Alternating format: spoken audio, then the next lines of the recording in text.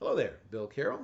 And once again, for Zinni 62 Media, I'm breaking down each of these upcoming playoff games. I'm going to finish up with, in the divisional round of the NFC side, talking about, first of all, just the matchup a little bit, and then sort of the key things going on with the Packers in terms of who's going to suit up for them and things like that.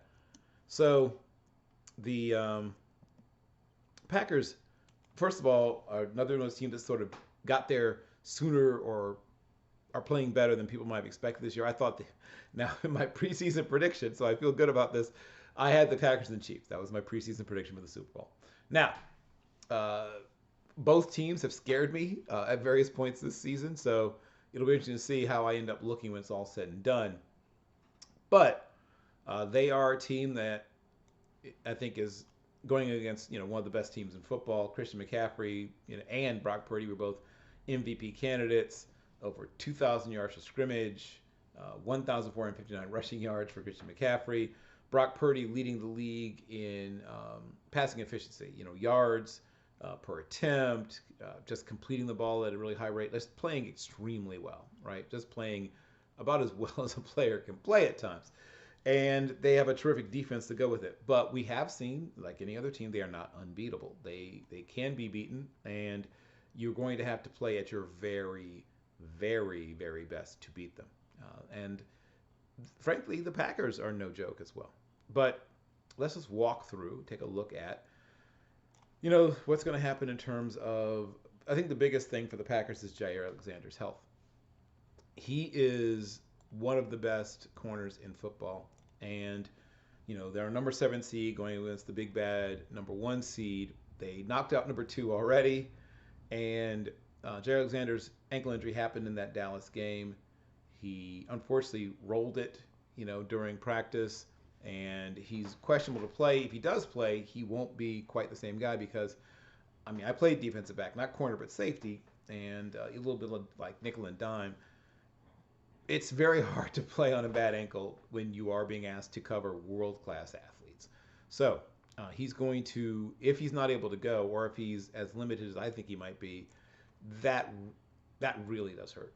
That really does hurt because once again we talk about run after catch.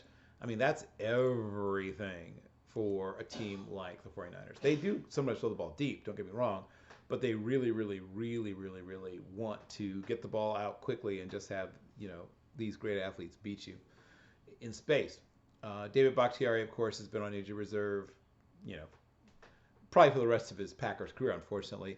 Tyler Davis, a reserve tight end, is also on injury reserve, and Luke Tenuta, a reserve offensive tackle, swing tackle, also on injury reserve.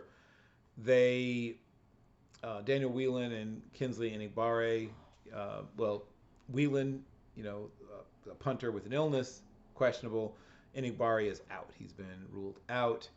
And Isaiah McDuffie, a guy I really liked, a mobile young linebacker from Boston College, a guy that I think has a chance to really be a good player for a long time. Like I said, limited practices for Alexander and for A.J. Dillon. A.J. Dillon probably will be able to suit up and go.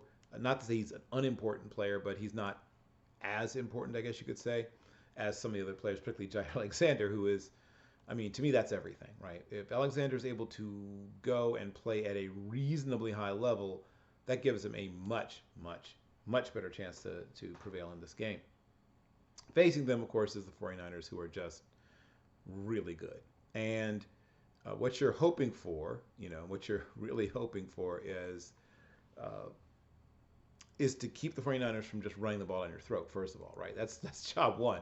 If you can't stop them from doing that, then they shorten the game, they lean on your defense, they pound away, and then occasionally hit you with deep shots off play action, and you go home having lost by 2 touchdowns, right? That's what could happen. They're projecting the game to be somewhere in the 50s to low 60s, a light wind, southeast wind, 10 to 13 with occasional gusts up to 18. Might be a little bit of precipitation, but probably nothing special. So the Packers are facing a 9.5 point hill to climb in terms of what Las Vegas and the smart people who make these lines are expecting. I think they will deny the 49ers a cover, but just barely. I think they end up going down maybe 31-23. So that's, and that's an over also, since they're expecting the over under to be 50.5. Both teams, I think, will, make a couple of big plays to break through that. But they, like I said, this is a good team. Like, don't sleep on the 49ers. They just, to me, their running game is to be super important. And if they aren't able to get Jair Alexander out there, that's the biggest one. Cleveland Farrell is out, but he's a reserve, defensive end. He cuts into their depth.